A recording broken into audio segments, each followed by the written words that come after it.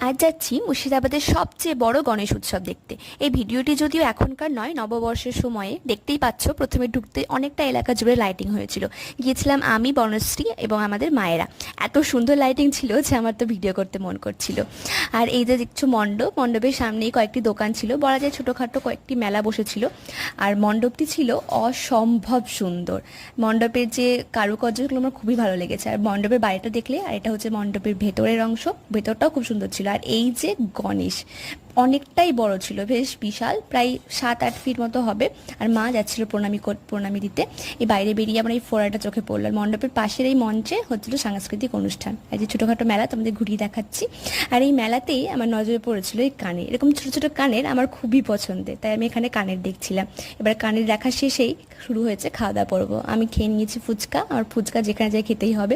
আর মা, কাকিমা, বনশ্রী আইসক্রিম। এবার বাড়ি যাওয়ার পালা, টাটা বাই।